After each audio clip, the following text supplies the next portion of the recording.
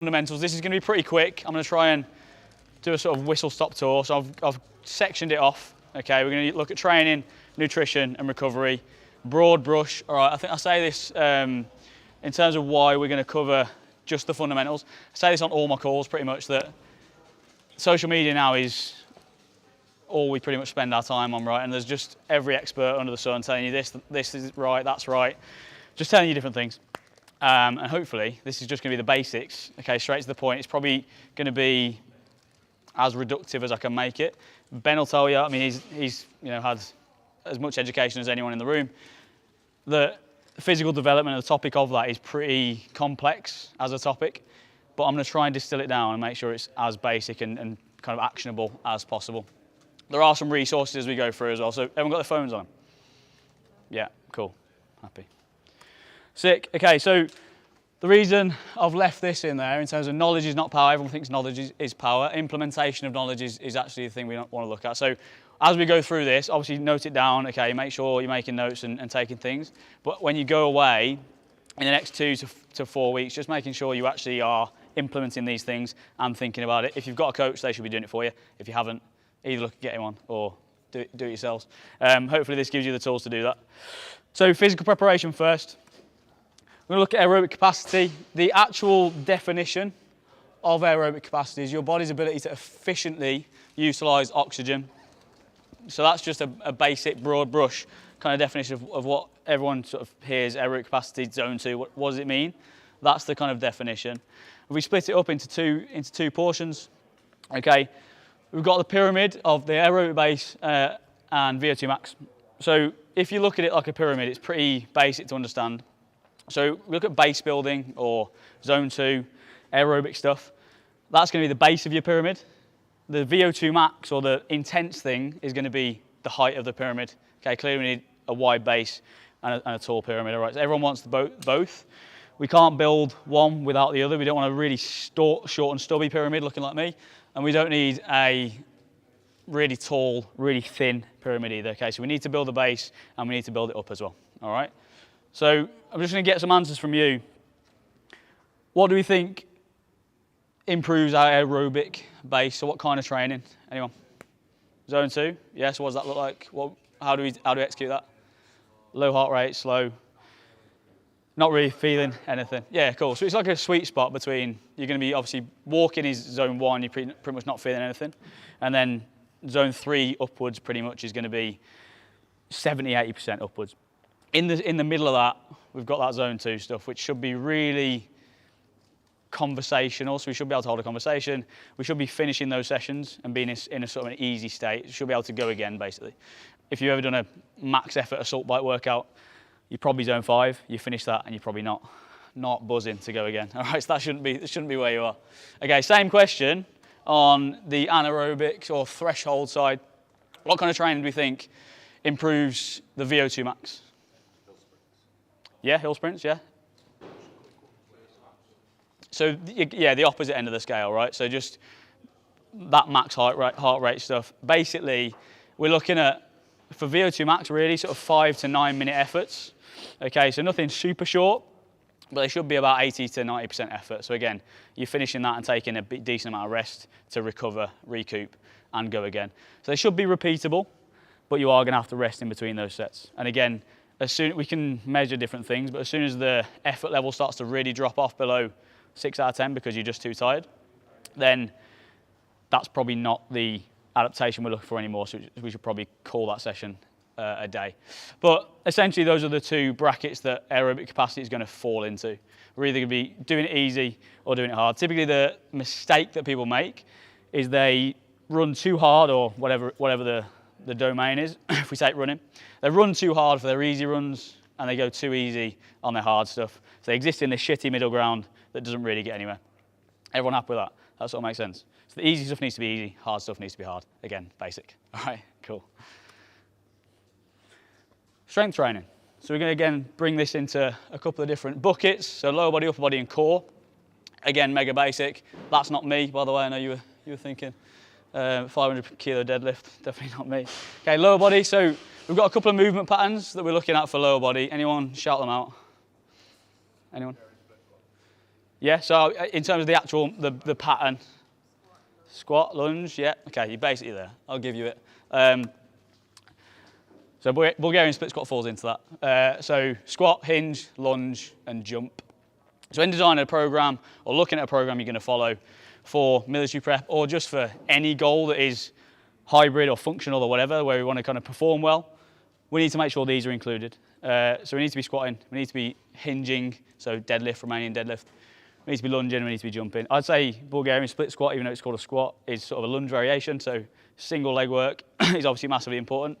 Who here is joining the military just out of interest?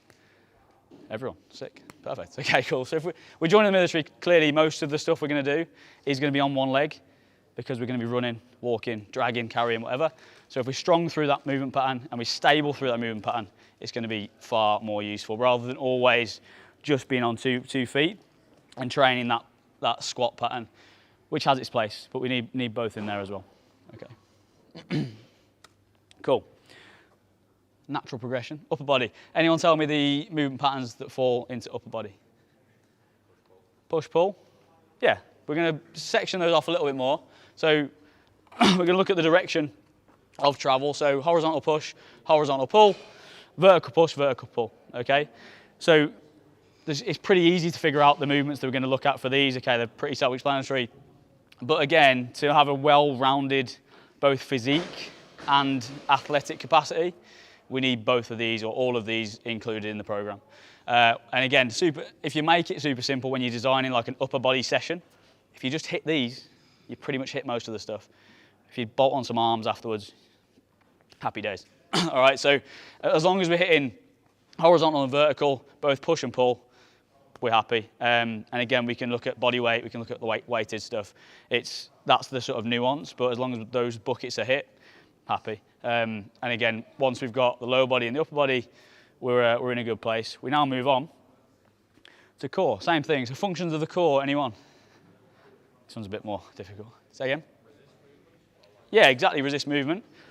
That's the broad brush. We'll sort of break it down a little bit. So anti-rotation, anti-flexion, anti-extension, lateral flexion. So hopefully those words make sense to everyone, but can we think of any movements that are going to achieve anti-rotation? Anyone? Power press, yeah, cool. So you're going to hook a band up like this to the rig, hold it here and press out, looking not to rotate the torso. That's the core resisting movement, like you said. Okay, anti-flexion, anyone? Yeah, carries, so when anything's carried in the front or sort of plane, so a kettlebell carry with two kettlebells, a D-ball carry, whatever that is. Anti-extension. Anyone other than you? Fucking Rain Man in the back of the room. Anyone? Anti-extension, something like a hollow hold. So if you flip a plank upside down, you're on your back. Okay, you're bringing your shoulders off the floor and your heels off the deck. Probably do one later anyway in a warm-up. But that's going to be your anti-extension. Lateral flexion, you can go lateral flexion or anti-lateral flexion again, resisting movement or creating movement with that. Sit-up fall into any of that? No, probably not. So people will often just think core, sit-ups, or what's going to give me abs? All right, sit-ups. So that isn't actually what the core is for. They're the sort of abdominals that are on the front of the torso, the things you can see, but they're not really doing a fat lot from a performance standpoint or a injury prevention standpoint if we look at it from carrying weight. Cool. Phones out. We scan that. So that's, again, super basic, super broad brush. We're going to look at, this is a program you can hopefully take away and follow. Designed by Mr. Blod. Happy days. Okay, next, nutrition and fueling. Massively related photo to nutrition and fueling there. I just thought it was a good photo, whatever. But that's the next topic we're going to cover. Okay, calories. Again, this is going to be basic. There is massive nuance with nutrition. You talk to two people with PhDs, you're going to get different answers typically. But I'm going to try and, again, just dumb it down and make sure that we can take something away from it. So, calories are the first thing. All a calorie is a measure of how much energy you're consuming. Obviously, relative to your output is going to either put you in a surplus, a maintenance, or a deficit. Is everyone happy with those terms? I don't need to go too much into that, right? Everyone happy with that? Okay, if we want to gain weight, we're in a surplus. We want to continue the same weight, we're in maintenance. Want to lose weight, we need to be in a deficit. The only thing to note with this is just that it's over a 7-day timeline and not a daily timeline. A lot of people think, well, I'm fucking 4,000 calories a day, I'm not putting any weight on. You're probably 4,000 calories a day Monday to Wednesday, and then you're probably 2,000 calories a day. That's what I do anyway. 2,000 calories a day for the rest of it, and then I'm complaining that I'm not gaining any weight. The reason for that is I'm just not consistent enough, and if you add it up over the week, then I'm probably in a deficit or maintenance or whatever. So make sure you're adding them up over a 7-day period and making sure you're consistent across that. And again, you can steal from the weekend to add to the week or do it however you want to do it. But that just gives you a little bit of freedom and a little bit of control over that. How do we get the maintenance then? So calorie calculators online, mega easy. This is just the first one that comes up. So we're all in metric units, hopefully. You just put your details in, it's super easy. So age, gender, height and weight, and then your activity level. The activity level typically is where people get it wrong, okay? And people go, I am massively active because I do 8,000 steps a day. It will give you a pretty, accurate, say, it will either go moderate exercise 4 to 5 times a week. That for me means kind of 45 to 60 minutes of exercise 4 days a week. It will then bring a drop-down menu, and it's like 6 to 7 intense sessions a week plus a physical job. So just make sure you're honest with yourself when you're doing that. I would typically always go, so it'll give you another drop down, say if you want to lose weight, gain weight, whatever. I would always get your maintenance calories from these and then make changes and adjustments from there. Okay, so if you get 2,000 calories for easy maths, I'm just going to bump it up 300 if I need to put on weight. I'm going to cut off 300 if I need to lose any weight, all right? And the way to sort of do this, again, this is a best guess because this isn't going to be absolutely accurate to the calorie because we haven't measured you in a lab. You've just gone on fucking Google and typed some stuff in. So what you do is you track your weight. So if I get 2,300 calories and I want to gain weight, I'll track my weight for 7 days and think, okay, well, am I gaining weight or not? No. Have I been consistent enough with my calories? Be honest with yourself. Yes. Okay, well, I need to probably bring it up again. And it's just a test and adjust process from there. That making sense? Cool. Easy. Okay. You probably need to note this down.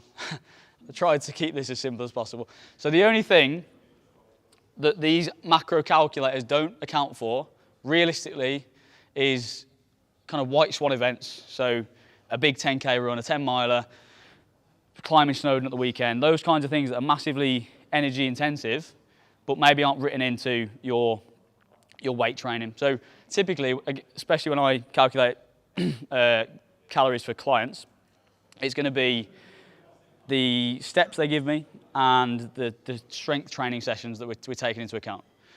What that doesn't account for, again, is the run-in, 45 minutes extra, 90 minutes extra, whatever they're doing. So this is the formula I use to eat things back. So, again, we're going to take this point by point. So the calories burnt on your watch, whatever that is, Garmin, Apple, doesn't matter. We're going to times that by 0.9 to get 90% of it. The reason we do that is because it's not going to be 100% accurate, your activity tracker. So we can times it by 0.9 to give ourselves a bit of leeway. Once we've got the 90%, so the example would be run 10K, burn 900 calories, 90% of that is 800-ish. We're going to add 800 onto your existing calorie target. Everyone happy with that? Have I confused anyone? No? All good. Perfect. Okay, cool. So either take a photo of that or do whatever you want. And hopefully that can take, you can take that away and figure if you are running or if you are going to do anything that's a shit ton of steps on a weekend, just estimate and add it on. Macros next. Cool. Okay, protein, fats and carbs. We're going to go through these point by point. Anyone tell me the main role of protein? Yep. Go on, one here. Nice, okay, cool. So everyone knows that as the building block. So just to give you again, broad brush, actionable stuff. We typically need 2 grams per kilo of lean body weight. None of you are not lean, so that's just body weight, okay? And it's going to be, for me, I'm 75, so I'll always err on the higher side. I'm going to be 160 grams of protein, okay? And again, it's a range, 160 to 200, probably anywhere between there is fine. But again, that's your regenerative one. So I spoke about calories before being across a 7-day period. This is slightly different in terms of protein is every day. You can't, unfortunately, just save all your protein until Sunday and have about 3,000 grams and you'll be fine. Unfortunately, that's not the case. The only other thing we need to think about with protein is feeding windows. So every sort of 3 to 4 hours, we have a spike in muscle protein synthesis throughout the day. So optimally, if we can get a serving of protein into that window, then we're going to be in a good space. So every couple of hours, typically every meal, 20 to 30 grams of protein, depending on the size of the individual, is going to be optimal. Okay, and again, that's not massively important, but if we're looking to optimize, that's where we want to be. Fats, anyone tell me the slower runs? Yeah? Yeah, can be. So digest a little bit slower. Any other? Go on, let you have it. Nice, yeah, so take care of all your hormones. Typically, it was like the 90s or something when low-fat diets were in vogue. Everyone had fucking mental hormones because they didn't have any fats in their diet. So fats are super important. Obviously, they're further broken down. I'm not going to get into that now. But typically, most macro splits will give you between 70 and 100 grams of fats per day. Carbohydrates, next. Anyone that isn't you, say again. High intensity, yeah? Yeah, so just main source of energy. They're the body's preferred source of energy. So if you are low carb, some people can perform that way, but most people probably aren't going to be super optimal. If you take a CrossFit Games athlete or someone who's fucking really top of their profession in terms of performance physically, typically they're not keto, and there's a good reason for that. They're leveraging carbohydrates to give them energy for sessions. So don't be scared of carbohydrates. Everyone's, thinking carbs are going to make you fat. Does anyone know why people think that? Yeah, so obviously there's a difference, right? Carbs fall into a massive bracket. There's sugars, kind of carbs. You can use those closer to sessions to get them burnt up. Anyone know why? Any other reasons that carbs would be related to? So insulin's like a bit of a misnomer with that kind of thing. So any others? Yeah. So excess calories will turn into fat cells. That's where, so again, this is where the confusion comes in. Second.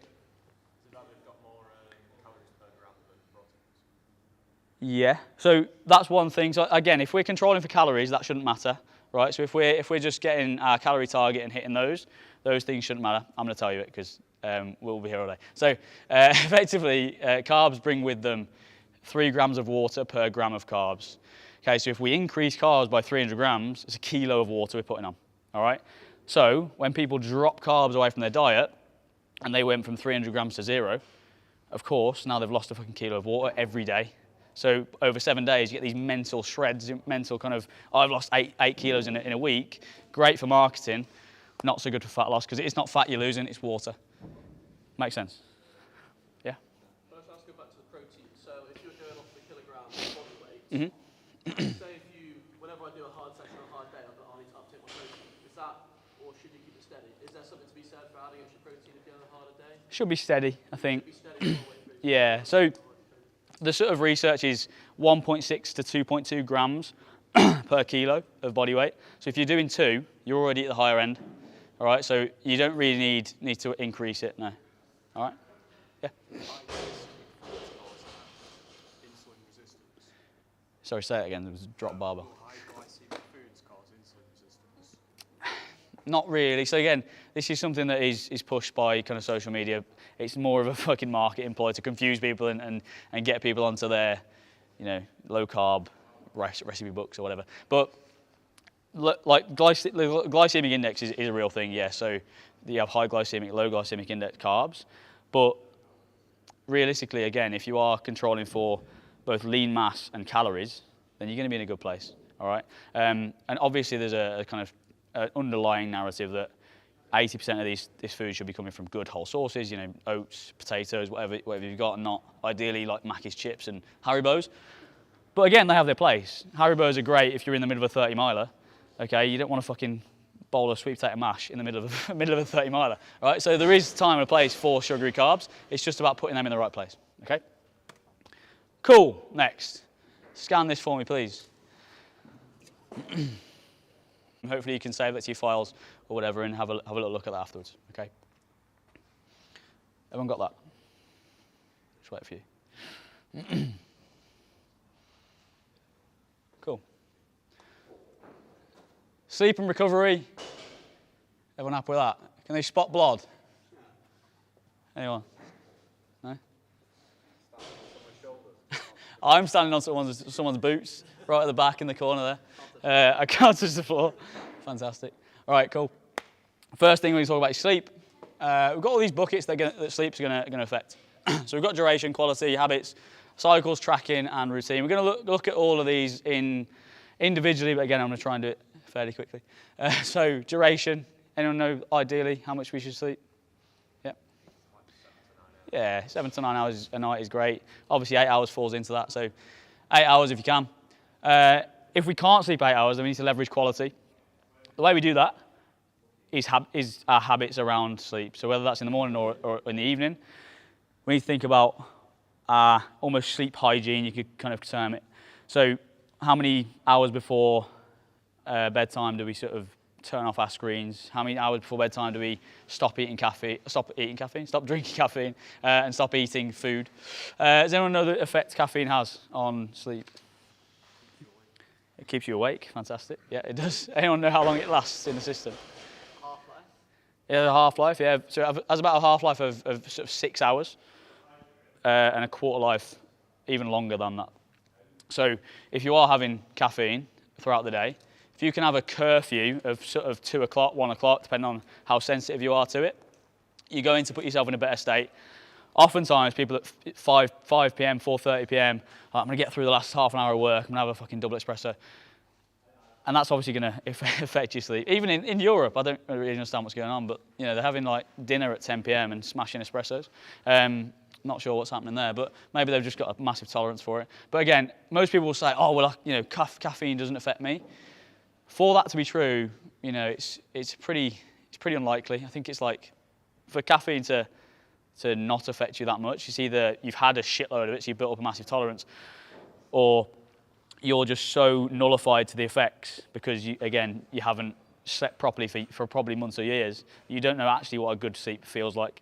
And who do you think the worst person to ask whether they're underslept is? It's the individual that's underslept, isn't it? So if you think, oh, I'm fucking good to go, I've been well rested, don't need to sleep more than 6 hours, you probably just don't know what a good sleep feels like, all right? Cool. Tracking, anyone got like a Whoop or anything else they track stuff on? Yeah, Apple Watch is pretty crap, you're right. Fantastic. Okay, yeah, so, well, that brings me to my point. Kind of tracking is good, and it's a good tool to use, but it's not always going to be 100% accurate. How can it be, you know? It's a thing on your wrist, which is why we've got to use other metrics. And it's a good thing to look into, but just don't attach all of the worth to that number on the screen.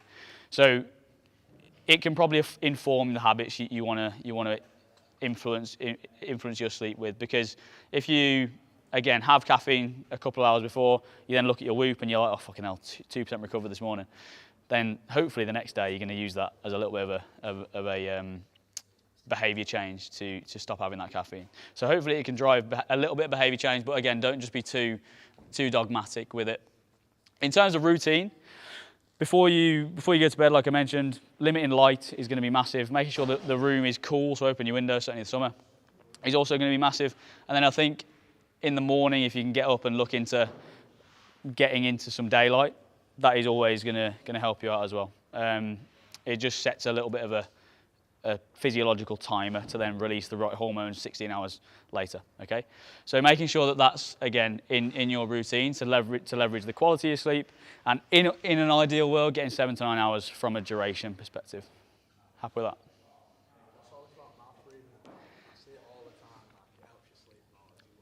Yeah, I mean, I'm not sure whether it helps you sleep. I think it does influence the actual intake of oxygen, and how much the quality of that oxygen is good. So from what I understand, I'm not an expert in this, nasal breathing creates sort of a filtration system to clean the air before it goes into your lungs. If you breathe through your mouth, it's probably not going to be the case. Also, if you breathe through your mouth or sleep with your mouth open, you're more likely to snore. If you snore, your sleep quality goes down, or you're going to wake yourself up or whatever. So that's probably not ideal either.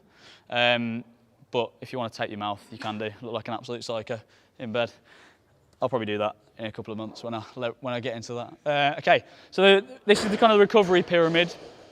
Okay, so again, look at the bottom of that pyramid, just talked about it, sleep and downtime. Top of the pyramid, fads, whatever that is. I don't know what's in at the moment, but whatever's getting pushed with social media, just try and ignore it and stick to the bottoms. So sleep and downtime, nutrition, hydration. 80% of the recovery is going to come from these things, all right? We're always looking at, oh, I'm going to get a fucking sports massage. And 9 times out of 10, you're getting the sports massage late on in the day, cutting into your sleep time to go and get the massage, and it's like, it just doesn't make any sense. So if you can look at it through this lens and be quite disciplined with sleep and recovery when you're in a period of overtraining or overreaching, then that's going to be most beneficial. What do most people do? Upside down, right? So most people fad straight away, first of all, EMS, massage, compression, then they might think about sleep, then they might think about nutrition and hydration. So just make sure you're not being that guy, and make sure you are leveraging the basics before you get into any sort of cold water immersion or whatever it is, because that comes under fads as well, I guess, right now. But the cold water immersion has its place for sure. But if you're sleeping 5 hours a night, come on, right? It's this thing we need to look into first. Cool. Like I say, quick time. All right, cool. That's everything from me today on this front. So, any questions about any of that or about anything? Yep. Yeah, just about the cold water immersion. Mm. So, is there a window where you should be doing that after you do exercise, or is it like any time in that day? Yeah. So, depending on what the objective of that cold water immersion is, you can do it in the morning if you're thinking about it's a discipline thing that makes me feel really good throughout the day. If it's from a recovery standpoint, then you need to be careful with how close to exercise you're doing it. So if it's a session that's looking to drive hypertrophy or strength and muscle building, you want to leave it 4 hours, really, because you need the inflammation. And what the getting in the cold water does is cut that inflammation off. So it really can dampen the effects. So if you leave it 4 hours, then you're still in a good spot. If you do it before bed, it can often influence sleep because you're now G'd up. So I would do it in the morning. Typically that's when I'm most stiff or whatever, so I can get out of the cold water and actually feel alive again. So that's what I'll probably look into. Does that make sense? Cool. Yeah. Does it matter when you do that? As in when in the day? How long after the exercise? I mean, it would do, yeah, but it's less important than actually just doing it on the macro. So again, just to not confuse things and make things real simple, as long as calories throughout that day are hit, then we're still going to be in maintenance, surplus, whatever. And then when you go to sleep that night, you can utilize that energy to recover. All right. Anything else? Yep. Is it bad to eat before sleep? Say again. Is it bad to eat before sleeping? So there's multiple thought processes on this. I think it can be because your body's thinking about something else rather than thinking about getting ramped down for sleep. However, there's a reality there where some of us need to get calories in, some of us have been working all day and then trained and then have to eat. So if it's a choice between not eating to hit those calories, hit the protein, or just having a little bit of a curfew, like, oh, it's now 2 hours before I go to bed, I'm not going to eat, then I would probably choose the eating path, right? Because then you're going to have at least the raw materials to recover throughout that night. Happy? I always like protein before bed's a better thing to try and leverage because it's not super energy dense, and it's going to give you a little bit of a influx before you have a big fasted period. I find that I'm having to eat later at night, but then it's making me feel tired in the morning. It's making you feel tired in the morning. Waking up, I can tell the difference. Like if I've eaten late at night, I feel a lot more tired in the morning. Why do you have to eat late at night? Just because I'm working, and then by the time I get home, and then I've tea, gym, get back home. Could you take food to work? I just eat Eat all all day. day? Okay, cool. So something I'll probably look at is how energy dense is your breakfast and lunch. If you can make those a bit bigger or maybe increase the proportion sizes there, then you have to eat less at dinner time or late on. It means you're not having, 2,000 calories before you try and get your head down. That's where I would probably look at, again, just increasing those serving sizes elsewhere. What is, say, for example, like a 30-mile, the food you eat, like, Mm. you choose, how does it work? In the canteen, like, In the canteen or during, or both? like, I don't know, how does it, Yeah, so if you wanted potatoes or something, or yeah, you'll have you'll have some choice. Or is it like 30 miler before the 30 miler. What are you eating? What did you eat? Yeah, so it's basically a fry up. Essentially, is what you can have. It's not that there's not that much choice, unfortunately. But again, choosing what you can in terms of loading up on the hash browns or the carb dense stuff is going to be smart. When you get into the actual event, you're basically just shoved Cornish pasties and bananas. I couldn't actually look at a banana for about 10 months afterwards. So yeah. Yeah, it's proper traumatized. You have about 5-minute break every like 5 miles or something. 6 miles. Every 6 miles, you have about a 5-minute break, and you have to consume about 800 calories in that 5 minutes. It's horrific. That's probably one of the hardest bits of the 30 miler, to be honest. It's like more of a scran challenge than anything else. I think like I literally had 2 pies with 2 bananas, like a sandwich. Nice. Very northern, that. Sounds like a delicacy up it. Any more? Yeah.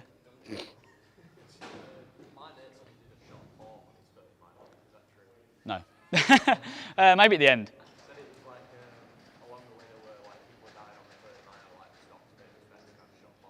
Oh, maybe. Potentially. Unless you had a rogue training team with a fucking hip flask. Yes, lads. Maybe. I don't know. But probably not optimal. Anything else? Any others? No? Go on. Do you have choice in the mess when you're like, what sort of choices they're eating? There is choice, yeah. It's just like a school canteen. Yeah, pretty much. It's there'll be like 3 choices for your protein, 3 choices for your carb, whatever, then veg. To be fair, it could be worse now. Who knows? What's it like now? You're in the RAF. You get fucking 5-star. 5-star I can't. What I would say is like once you're at an instance and you're going through NOD training, you'll find what works best for you. So you'll have like salad bars, you'll have baguette bars. I used to smash paninis at lunch, and then whatever in the mornings you just try and eat as much as possible in about a 5-minute window. So wherever you can get down your neck. I think you go off fry-ups pretty quick. I did, yeah. I can't eat one now. No. I think you're right. You do find what works. I think it's about probably getting as much energy dense food in a small amount of time. A lot of times you're not worried about eating, or you don't feel like eating because you're stressed or you know whatever's happening. And so apple crumble was fucking getting smashed for me. So yeah, it just depends. Whatever's going to be energy dense and giving you energy, then dig out on that. So it's not worth worrying about proteins. Not when you're there, really. I mean, if you can, absolutely, yeah. But it's going to be a calorie game, innit? You know, you're not looking at being Mr. Olympia at the end of that. But you do need to repair. So if you can get protein, obviously do it. Yeah. I know the military as a whole is a bit behind the times. Is prehab or stretching, is that becoming a thing, or is it just you do what you're told? Is it part of the system, or is that something you have to do yourself? I'd imagine it probably depends on the PTI you have. If the PTI is a bit more progressive and is with the times and maybe gives a fuck about you not getting injured, then yeah, it'll probably be pretty good. Yeah, it's massive, yeah. But a lot of times it becomes almost a joke, doesn't it, about stretch off in the showers. When you finish a massive speed march, they'll be like, oh, lads, just stretch off in the showers. It's probably changing, yeah, has it? Okay. Yeah, so like, well, I know when I've got recruits and stuff now, I've got a massive emphasis on like the stuff that you just done, the bed, and injury prevention sort of stuff. And rather than just absolute thrashing, there should be a bit of understanding and learning behind it. But if you do get injured, there's no better place to get injured than in the military, because the standards that ERI's physios are and stuff like that are second to none, and the facilities you get are incredible. Even if you look at private healthcare, one of my friends did their ACL and a meniscus rupture, and they had an MRI within. What point do you decide the injury is bad enough that you need to go down to medical? A lot of people talk about like just reasoning like you're going to be injured. At what point do you go, is the actual hold me back? I need to sort of swallow my pride and get down to it. Yeah, I mean, there's a difference between injury and pain. You know, people are going to have pain and niggles and that sort of thing. That does happen. If it's stopping you doing something, then obviously that's a no-go. Depending on, maybe looking at what you've got ahead. If you've got a week where it's a little bit easier, you've got loads of lectures, maybe give it a week and might sort itself out. Maybe not if it's a broken leg, but something a bit more low level. If you've got some time, then fine. If you're straight on the commando test, then it's probably not ideal. And again, even on that, looking at how long you have left, how long have you got to grizz it for? Is it 4 weeks? It might be worth it. Are you fucking week 8? Then it's probably not going to be ideal. So it's a cost-benefit analysis all the time and figure out whether it's worth the risk or whether it's not. Oftentimes, if you're putting your mature hat on, it's probably not ideal. You probably should go to med bay whenever you can. But there is an element of it's an attritional process. There's going to be niggles and injuries in there. But again, the stronger you are beforehand, the less hopefully you have to deal with that. Yep. I think going into your training, it's more optimum to be carrying a bit more sort of body weight, a bit more mass, and sort of going in as like a racing snake, sort of not much fat on you. I think there's a benefit either way. There's probably a benefit to be somewhere in the middle. So I think you put on mass until it's going to create an issue for your aerobic capacity. So until you're going to start slowing down or getting really, really heavy for bodyweight stuff, then be as strong as you can. But yeah, there is a balance where you can push too far and then your fitness starts to suffer. So it's a balance, and again, it's about figuring out what the optimal weight for you as an individual is. Like I say, I weigh 67, 68, I weigh 78 to 76 kilos or whatever it is, fluctuating. Back in training, I was like 65. I'm much more capable now in terms from strength and an aerobic capacity standpoint because it's a good weight for me. If I got to 85 kilos, I'd probably be too cumbersome. All right, so it's about figuring out for you where that is, and it probably comes down to a little bit of like lean tissue as well. If you're carrying a shitload of excess mass, then probably not ideal because you have to carry that around with you. But again, like you say, you don't want to be a racing snake because you also have to carry other people. So when I was 65 kilos, carrying people who were 80 kilos was shit. so yeah. On that point, Yeah. should I just go into training with the mindset I'm going to lose a lot of muscle mass and a bit of weight? Yeah, probably don't be precious about that. Yeah, so your physique's going to suffer for sure. It's a short-term loss, isn't it? You're not going to have to do that for ages. The training you're doing isn't going to be 4 sets of 12 bicep curl and then loads of protein. It's going to be really destructive. And because of that, you ain't going to be building loads of muscle. 100%, yeah, exactly. You're going to have to prepare yourself for that and manage that expectation around. A lot of people will maybe have the romanticised view of, okay, I'm going to join the Marines and be fucking 8 foot wide. Probably not going to be the case. You probably finish looking the worst you've ever looked. But then after that, you have the ability to lean into your physical stuff and you can go and focus on op massive after that. Would some place any like emphasis on strength training and stuff? I know I've seen bits and bobs of the army like building like compared lifters into their stuff. I don't think Lympstone do at the present, do they? No. So the Marines don't. Again, like you say, lagging behind the times. The Army have started to input it. So the RAF, I think, yeah. So a little bit of strength stuff, kind of compounds and single leg work, all the rest of it. The Marines are a bit behind the times, I think, with that. Again, I've spoken about this a lot, but it's a line between changing what's worked for so long, and then actually inputting the science and inputting the new stuff in there. So there's a place for it, but at the same time, the product that they get at the end of 36 weeks is always pretty good. So, why are they going to change it? There's not really a reason for them to. I think until they start to look at how many injuries they get and maybe how they could mitigate those, then they'll probably change their minds. But like you say, a lot of it's just they're stuck in their ways. You know, when you're in training, you come out for like a few days. Will they give you like a structured plan to take away, or do you just kind of need to work on your fitness yourself? I think again, it depends on the PTI. You will normally get given something, yeah. But again, it depends on probably where you are in training as well, depending on how in depth that is, how long the leave period is. But a lot of times, you just need to go back and rest because your body's so fucked. I mean, if you get 2 weeks off, how much phys can you actually do that's going to be productive? Probably not that much. You probably need to just recover and then go back in a good state. So it's, Do you recommend just like taper off a little bit, but just keep a little bit? you should keep going, yeah. I mean, a lot of people will just burn the ships and go absolutely on the piss for 2 weeks, and it's just not ideal. We had someone come back for a bottom field pass out and get like 3 times the allotted time, like 28 minutes for the fucking assault course. He was throwing up everywhere. He hadn't done any phys over Christmas. That's not probably ideal. So coming a little bit left of that is probably where you want to be. But yeah, you want to go and do some phys. You want to be moving around, being active, being mobile, maybe doing mobility, all that sort of stuff, low level.